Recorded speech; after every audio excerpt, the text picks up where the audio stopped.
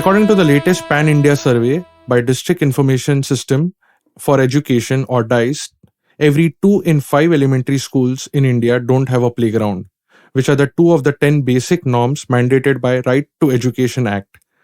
A survey conducted covered 1.5 million elementary schools in 680 districts across the states, catering to 19 crore children, and 40% of the education institutes are having zero outdoor sports facilities. However, I'm not going to rant since there's a ray of hope, not because our PM Modi ji is speaking about yoga and teaching yoga, but because I have Anjali Menon with us on AudioGan. She's a co-founder of Gudgudi. Anjali Menon with Aditi Agarwal, who works in Bangalore, started Gudgudi in 2014. It's a design studio that specializes in catering innovative play spaces for children of all abilities. They aspire to transform public spaces and improve the quality of life for children and society at large. We'll try and document a broad landscape of playing areas for children in India and how Gudgudi is trying to make a dent, actually not make a dent, but smoothen the slides and the swings so the kids can play freely. So thank you, Anjali, for giving your time, and it's a real pleasure to have you on AudioGan. Thank you. Thank you so much. Yeah. So based on whatever I've researched about you, I've come up with few questions, and it's mainly to document and understand research, like a basic research which I've done about Gudgudi. It's mainly to understand your process, the kind of work Gudgudi is doing, and basically a few questions around that. In one of your articles, you mentioned, this is a small quote from your article itself. So we do not only design for special needs children, we design for everyone. They have to be part of the same society as everyone else, and that cannot happen in isolation. So we design play experiences that are fun for everyone. So can you start by telling us like a brief background about Gudgudi? How did it start and what's the story behind it? So the idea of Gudgudi, not the name and the idea to start a studio, but the idea to do something in the field of play started, I think, sometime in 2011 when me and Aditi were still students at NID. And we had this course called Design for Special Needs. In that, they basically, prod you to think beyond the mainstream and look at people who have slightly different needs than what the mainstream has. And while doing that, and while we were looking at organizations who do work in the field, we visited something called Blind People's Association in Ahmedabad, where they have children of different ages, abilities living there and studying there. And me and Aditi made several visits there. We were trying to, figure out what we want to do within this space of kids and BPA. And while we're there, we noticed that, these kids don't really play outside at all. Like, even if they're playing cricket or whatever they're playing, it's all indoors. And is it by design, or is it by... is it like a conscious choice because they shouldn't get hurt, or is it they're just not being provided with that? I think it's a little bit of both. One is that, with children with special needs, parents, everyone are overly concerned. They're also very, very shielded, which again doesn't let these kids have confidence in themselves if you don't let them be. So it's a little bit of both. And when we spoke to teachers and parents, we realized the same thing. Because they're also trying to shield their children from getting teased or, mocked. Bullied or whatever. At the playground. Plus, कोई भी neighborhood में ऐसा कोई playground है नहीं जो इनके लिए appropriate हो. That they should. So that became our sort of starting point. And our first starting point was our immediate instinct was to make it physically safer for them. Like add belts and, make the heights okay and everything. And after a few rounds of that, we figured out कि ये तो बहुत ही boring हो रहा है. मतलब play का कुछ भी नहीं है. You're just adding safety measures. Then we started looking at what really plays and how we played. What are the different types of play? And that sort of became more interesting. We figured out that play is not just, climbing, swinging, crawling. There's so much of sensory play. There's so much cognitive ability that's developed. It's so much about communication, taking risk, learning how to fight, learning how to resolve fights. All those intangible things we found so interesting. Yeah. And plus, we sort of clubbed that with how occupational therapy was conducted at the BPA school. So they conducted certain very specific activities indoors so that kids can develop their balance. They get exposure to different sensory surfaces. So that, along with the types of play, became sort of our starting point. And we started coming up with ideas. But this was just because you kept visiting, or like you mentioned about your professor, like how did that? Yeah, so our professor for this course was Mr. Praveen Nahar. So he had a major role to, he wouldn't allow us to settle on a brief. We were very eager कि, एक हफ्ता हो गया, 2 हफ्ते हो गए, हमने कुछ start नहीं किया. We need to start finalizing a brief. He was like, or get into it a little deeper. Figure out what this really is before you decide on कि design क्या बनाना है. Very nice. So that was great. So because of that, we also visited a few public parks in Ahmedabad. We visited few other organizations. We spoke to mental health experts, people who work with disability. So that really helped. So initially about 2-3 weeks was just documentation. And after that also, before we could get into any design, we decided ki let's just put up a few prototypes at BPA, see how these kids react to movement, color, just to test that. We made a few thermocol prototypes with POP, all that, and we put it up there.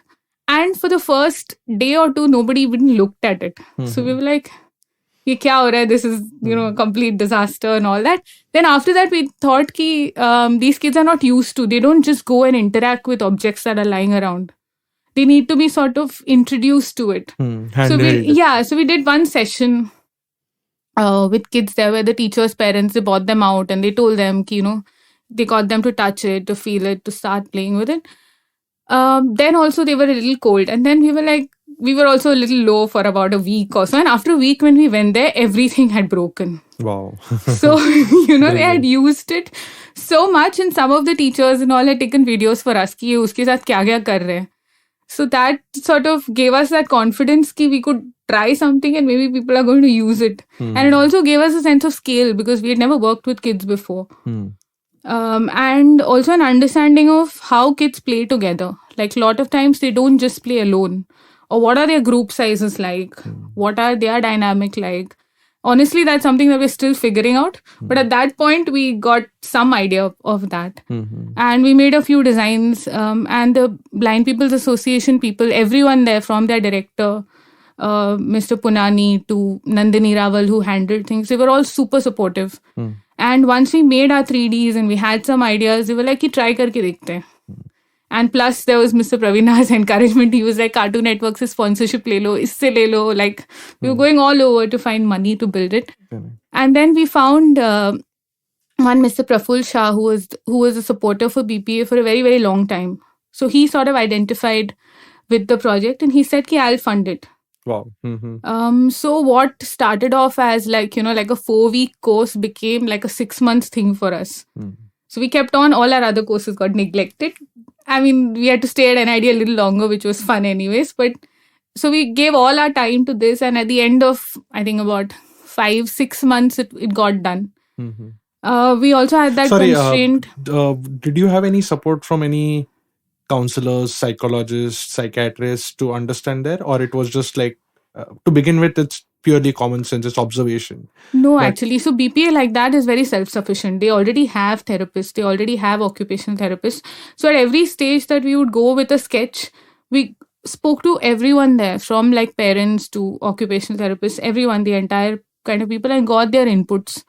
So that was how the ideas came along. But I think what we needed to do then is that we just needed to make it, and we needed to see कि उसका क्या होने वाला है. How much ever we tried to do it at paper, it wouldn't work. So we decided कि बनाते हैं. And then there was that constraint of doing it at a low budget. So me and Aditi explored a completely different side of Ahmedabad, which is all rag pickers and plastic waste collection. So we collected a lot of such junk, used some materials that BPA themselves made. So they make a lot of diyas and other clay products that we kind of integrated in this. And at the end of it, it got built. But still, it was a MVP or like a real structure which has a longer shelf life? No, a real structure. Very real structure. Oh, nice. So that also challenged us as designers, because till then we had only built prototypes on campus, which is a very shielded kind of environment. Everyone does what you say and you get stuff made. But dealing with vendors outside And figuring out all those challenges कि वो धूप में रहने वाला है, बारिश में रहने वाला है, how do you sort of do that? Yeah. So that was a different learning altogether. Real life stress test. Yes. Yeah. So this was like a 6-month project, and then how did Gudgudi happen? I mean, so after that, what happened is we both graduated, and I got placed. I got placed at an office furniture design firm, and very soon realized that that's not for me, because we already had this spark. Like, we were talking about it, but nobody really has a play design studio. So we were like, yeah, whether it's even a real thing, we weren't sure. So we toyed around the idea for about a year or so.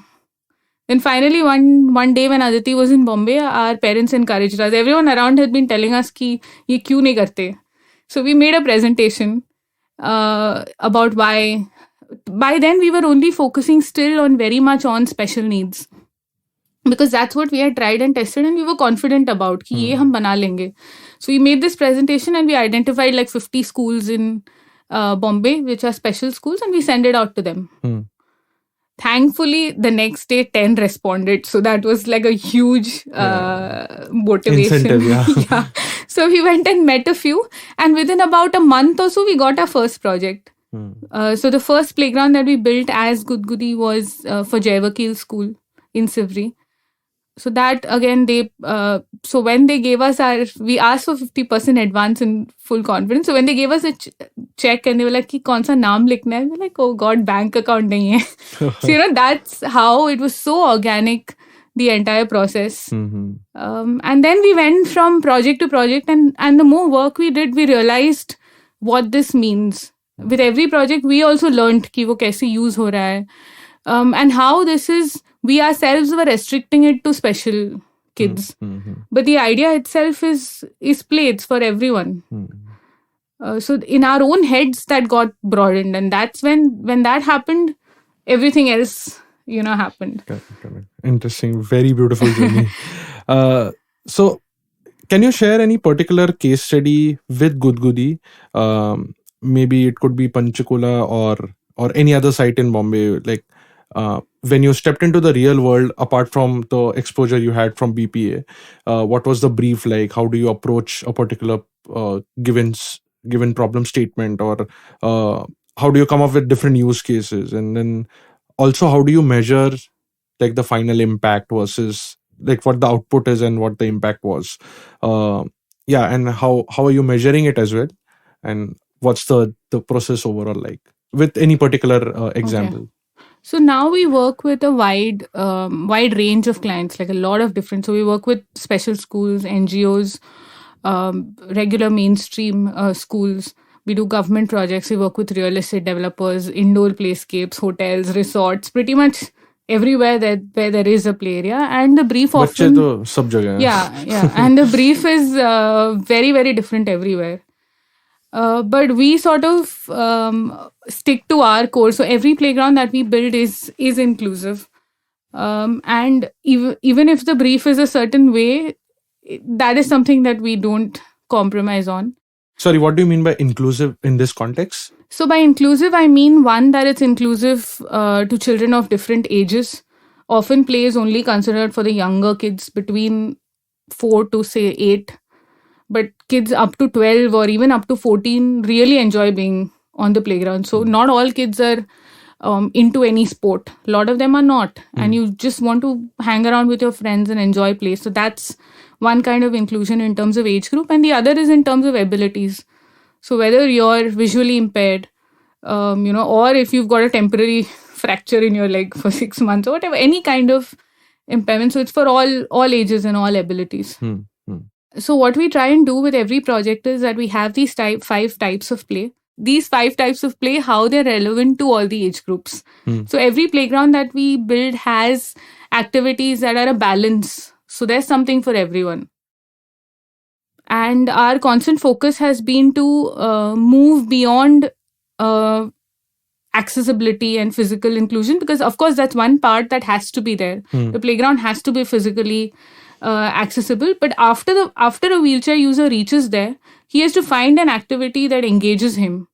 Just by taking someone along a wheelchair, along a path is not interesting enough. He or she is a child with an active imagination who's also gauging and grabbing everything around them. So to give them that stimulating environment as an add-on to accessibility.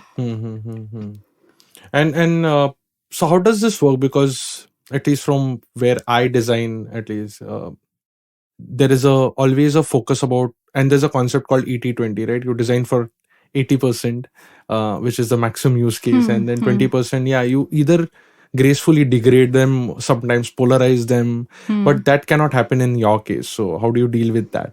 I think in our case, when you design for that 20%, it automatically becomes so much more engaging for everyone else. So how we started doing, so why we thought of sensory play as for children with differently abled is because, say, if you're limited by one sense, all your other senses are very sharp. So when you have sensory play, when you have something that's visual, when you have something that has a lot of textures, when you have sound, even a person who's limited by one sense enjoys all that other senses because there is a sensory play element to it. And by doing that, it gives so much more stimulation to any other child as well. So that is why it's I think it's great that we started designing for special needs and then broadened our reach. So if you can give any particular example of any one site or a interesting project, and just walk us through the experience of building it and how was it received as well. So one of our most mainstream projects that I'm very proud of is the playground that we built for Rustomjee Seasons in BKC. This was different for us in many, many ways. One, because it was such a mainstream sort of client. Like building for a real estate developer is as mainstream that it gets, and getting that sort of acceptance from them and them realizing that this is relevant was a huge win in the process of mainstreaming this. Plus, also monetarily. Monetarily too. I mean, that's very important for us to sustain. So that's there. And also the process was a lot of fun. Like so far before that, we were thinking very much only in the terms of play, which is great, and in the terms of outdoor durability. But what that project did it is also sort of merged architecture, sculpture, landscape, all of those aspects, because it became important for it to look as good, as functional. So I think that really challenged us, and we worked very closely with their team, with their landscape team, to figure out how this thing looks from top, how does it look from the side, what is the color scheme like, all those things which we weren't doing earlier. The play aspect was always there, but this sort of helped us make an inclusive playground desirable. I think that's a major process in making same it design mainstream. Language too. So that was a lot of fun. But in terms of like what was the brief given, and what being a designer, you also have a constant value add to the entire thing, right? It's not just aesthetically. Yes, function is the basic thing, but where do you add delight? If you have any insights or anecdotes of such. So for us, the brief always starts with what kind of... with this Rustomjee particular. With this also, and on all other projects also, depending on what kind of space is it. Whether it's a square-shaped triangular space, what are the things around it, how would a child enter it, how would he leave. So from the space point of view, what it's like, that was a major constraint here. Also, they had a small space. Along with that, in this project, they had a very strong visual language in the project. Like their landscaping was done a certain way. It had a lot of straight lines, very clean. So that kind of aesthetic, we had to draw from that kind of aesthetic. So that was the brief. Apart from that, they wanted something that could cater to an entire age group from, say, 2 to 14. Wow. Because if it's a housing society, that playground is going to be there for the next, I don't know, till it lasts 10, 15 years. Also, how do we keep the activities relevant to kids who grow up there? Because the playground is going to be there. You'll go from your first standard to the 10th standard, but the playground is same. How do you keep that relevant? And that is something that we also strive to do. Like in that particular project, how we did it is the form language that you see, it's very neutral. It's not age specific. Like there are no, often playgrounds have flowers or cartoon characters, something to make it more kiddie, and that stuff gets outdated very, very, very soon. So we try and we've kept that also very, very open to interpretation. So sorry, I'm just digging deeper into it, but this is my personal curiosity as well. And I've done, at least in the design space, whoever I've interviewed, if you can see a pattern, it's more architecture and more interior type stuff, because that's something very, I'm really curious about it genuinely. So, what I want to ask is, as you said, 2 to 14 is a very wide set of people.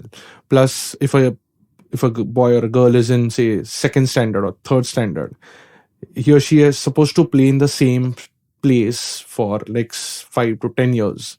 So how, like, isn't it simple to just keep a open ground as to creating anything? I mean, does this conflict ever come across? Because if I have to design, I would just say, yaar, kuch banao hi mat. Like, there are these fancy mall mein play areas, right? These are, I find them shitty. So it's just best is open air. The temperature is natural, because when it's sunny, you have to deal with the sun. When it's raining, you have to deal with the wetness. And there's nothing artificial about it. It's just open area. So does that conflict with your personal interest versus the brief? Actually, that does happen, because sometimes you're trying to create so many opportunities for play that it all becomes too constrained. So we have to create that balance where you don't want to be guiding the child too much. कि इसके बाद ये करना है, इसके बाद ये करना है, इसके बाद ये करना है. You give them certain starting points.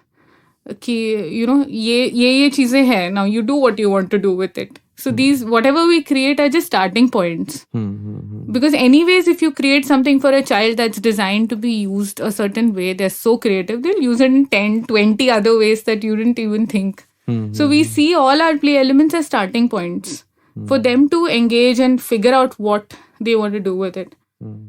And we spend a lot of time visiting our old playgrounds. That's a lot of fun. So you just sit there and you observe ki kya kya ho raha hai. And it just gives you so many insights. Very interesting. And what has been or what is still like the biggest hurdle in terms of evangelizing the importance of well-designed play spaces? I mean, who are the people you are constantly dealing with? When, in case of Rustomjee, it's obviously a focus client, but open spaces, parks, other places. You did some interesting work in Nepal as well, Indore. If you can give us like a brief about, I want to ask two parts to it. One is what kind of people you are dealing with, and then we'll probably come to what kind of material you are dealing with. But if you can start with people aspect, apart from your users, which are children. Yeah. So we are very much into like the B2B space. We've specifically chosen it like that because we wanted to create larger public kind of spaces rather than create products, at least at the moment, create products for individual consumers for their homes. The scale of this is much larger, so automatically it becomes a B2B. So we're dealing with procurement teams in case of hotels, real estate developers, or with our indoor play areas. What's been nice is we've been dealing with young entrepreneurs who are parents, and they realize that what's not there for their kids. Like they have young kids, so they realize the kind of play areas like you mentioned in malls that are overstimulating, and their kids don't really enjoy it. So then they sort of come to us, and they're also figuring out early on in their entrepreneur journey कि उनको क्या करना है, what kind of space. So it's a mix of broadly these two. Then of course there are architects, landscape designers.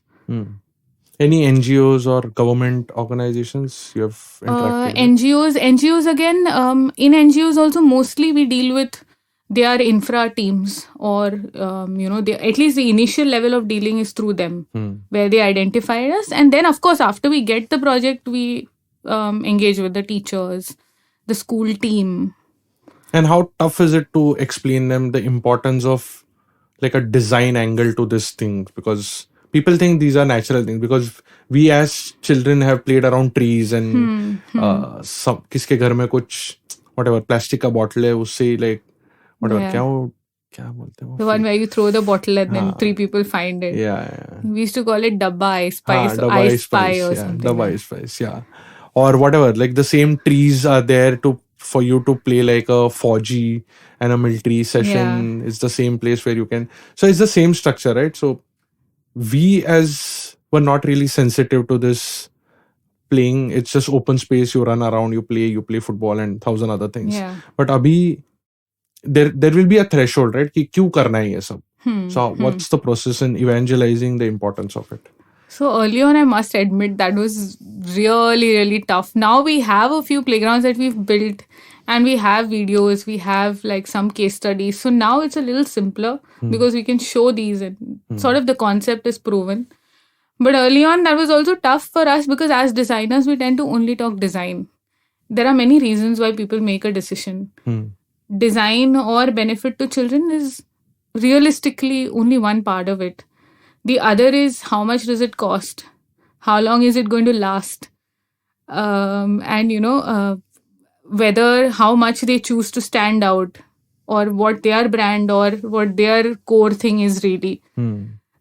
So after I think the first 2 years, we figured out that design, we have to know कि किससे design बात करना है और किससे बाकी चीजें बात करनी है, and how do we strengthen our product to do all those other things as well.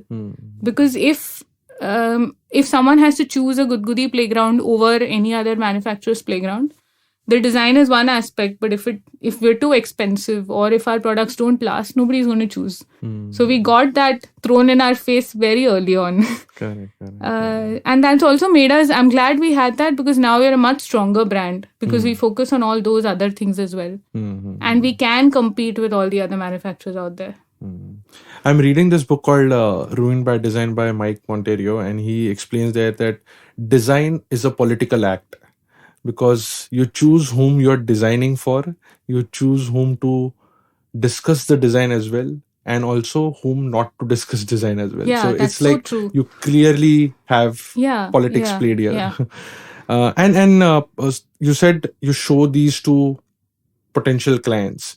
So are there any numbers, metrics as to, it's just smile on children's face is obviously the highest intangible metric, but are there any other metrics which help you communicate that it's a need, right? Number of people, I don't know, frankly. So any insights? So right now, the metric that we have to figure out how our playgrounds work on is honestly feedback from parents, feedback from teachers and schools. So these are again testimonials, anecdotal. Yes, There's no yes. statistics right now. No, because say suppose if I want to measure कि एक गुदगुदी playground से एक बच्चे का risk taking ability कितना बढ़ा, I mean, I don't know how to quantify that. So that's a process. We're still figuring out how to, what would be the right way to quantify it. Yeah, and then the second question which I wanted to ask you was what kind of materials you're using and what is being generally used in the industry, at least in the Indian ecosystem. Any insights on that? So most of the playground equipment in India is built, at least for public spaces, is built in metal. So that many reasons, it's very, very sturdy. It's doesn't get vandalized easily. You can also do a lot more in terms of metal, the different types of it. So we also use a lot of metal. Along with that, we use ropes. We use a little bit of bamboo. We use wood. We use nets. So there's a mix of different kinds of materials. There are some plastic parts.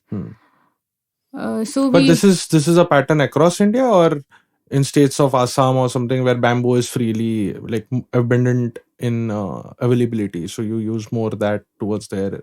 Have you seen any other aspect other than metal? And also in metal, which metal is like probably the most ductile? Is it stainless steel? So we steel? use a mix of MS and SS. Wherever we feel like there is a lot of impact or we want it to be extremely durable, or where paint doesn't work, we use SS a lot. Like all our rope hardware, all our other parts that are supposed to be load bearing are all SS, and the larger structures that hold everything, those are MS. Okay. That also we change. We have the advantage of not being tied down to mass manufacturing. So right now we keep stocks, but we also make to order mostly, especially the large structures.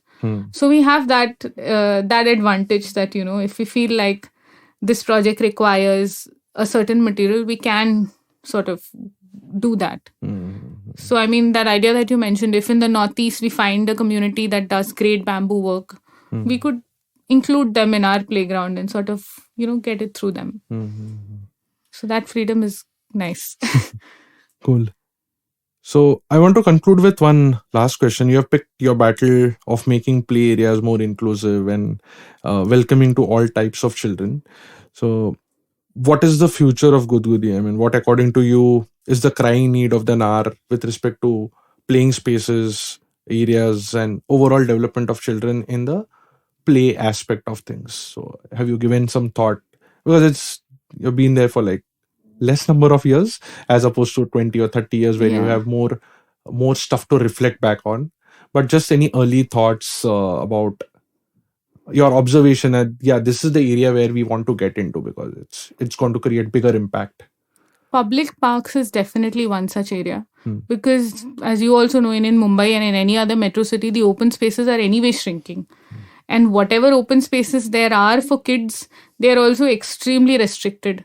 Either, kids of all social strata can't go in a lot of those. The guards stop them. Not every kid can access them.